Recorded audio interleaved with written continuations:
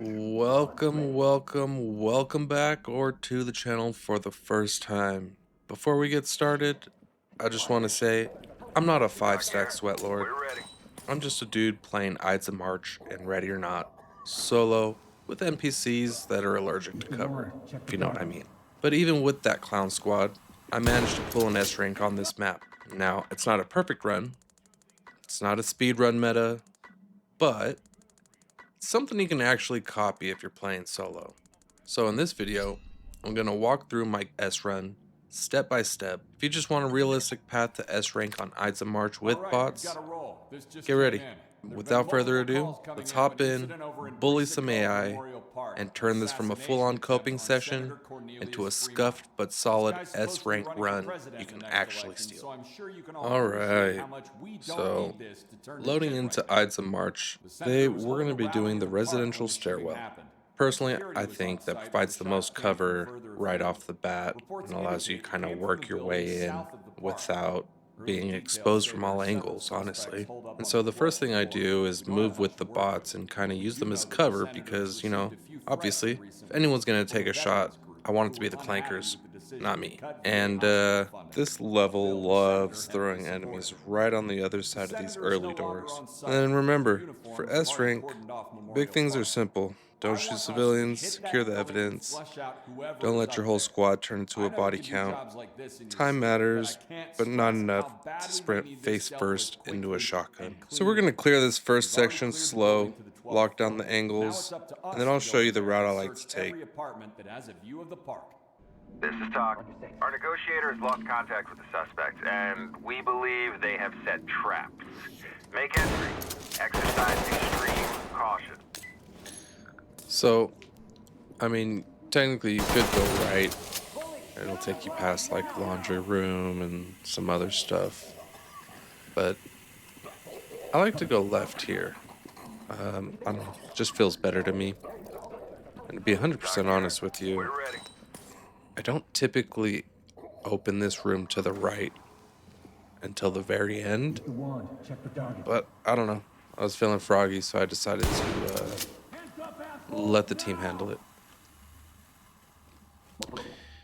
And so typically, I come in left here because this is in this room here to the left is the first rifle you want to collect for evidence, and it's in this room to the right on the table. I forgot to collect it right now for whatever reason, so you'll end up seeing me do it at the end of the mission.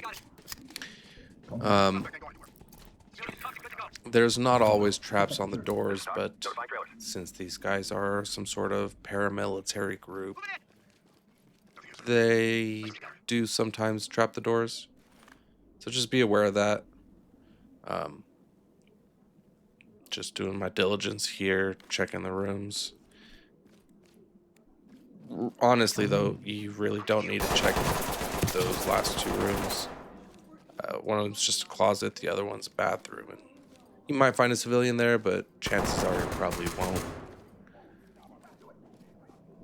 And as you can see, that's why I don't typically open this door. And I would have figured that my guys would have, completely cleared out the room and detained anyone who was subject to be detained. But that's not how it worked, and luckily, I was able to stay alive. The thing about this level is that a lot of these rooms are interconnected, so you can start here and actually end up almost at the end of the hallway before you ever have to leave the rooms. Which is a good thing in my opinion, because it allows you to slowly work through the rooms at your discretion and check all the corners, This is the music director's room, and I believe this is the individual here. He's someone that needs to be arrested. He is part of the objective. Through that white door is his patio. I think out of all the times that I've played this level, I might have found people out there 2 or 3 times. And I've played this thing a lot. A lot.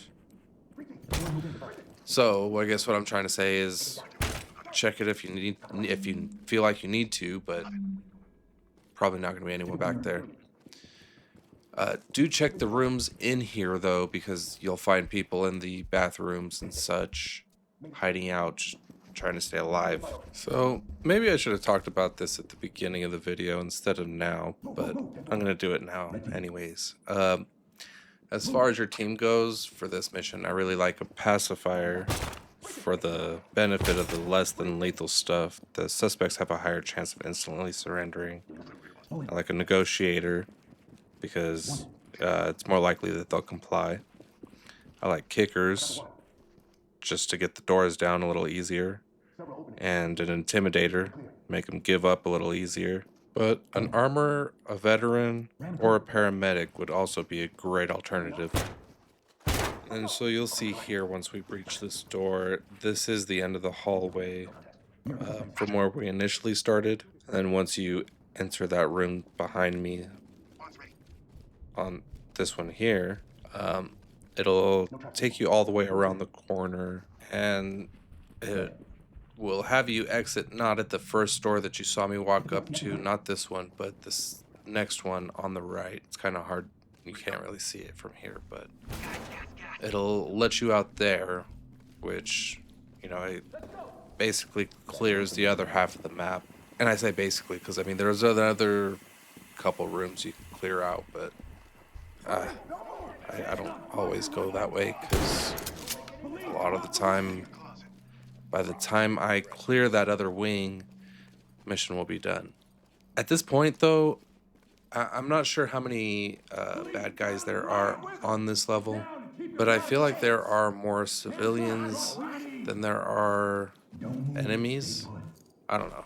Maybe I'm just paranoid, but I would say probably expect somewhere around eight bad guys. I guess I am tripping because I was gonna say probably somewhere around 6 civilians to arrest. But just go slow, you know. Check the doors for traps. It's kind of hard to tell you to check every room because, you know, it's ready or not. They're not always going to be in the same room. They could be in a closet that typically they never go to, but I don't know, just use your ears. I mean, if you hear stuff, that's one thing, but a lot of these rooms interlink. So one door might take you to a room where you've already been, which was the case in one of the last doors that they opened up.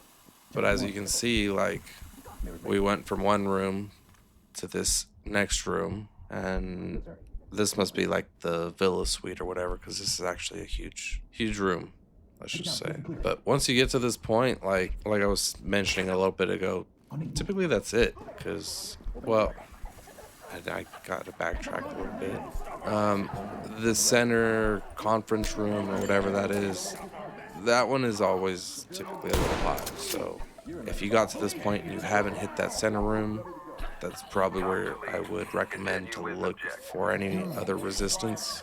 Anytime I played this map, there's always been at least one person in there. So always check it. I did things a little out of order, and I hit that room at the very beginning, which it ended up working out. Shot the shit, but, you know, I'm still gonna get the S rank. In this room, you have to make sure you report the body back there and the sniper rifle up against the window. Once you get that one, and if you remember to get the first one in the first room that we went in to clear, then that'll be it.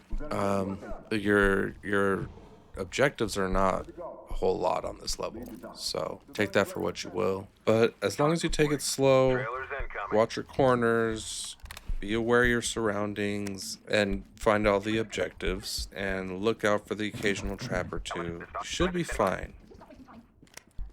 But it's been real, and I appreciate you guys staying if you stuck to the end. And if you're learning anything, if you're enjoying the content, leave a like, leave a comment, like, let's start a conversation or something.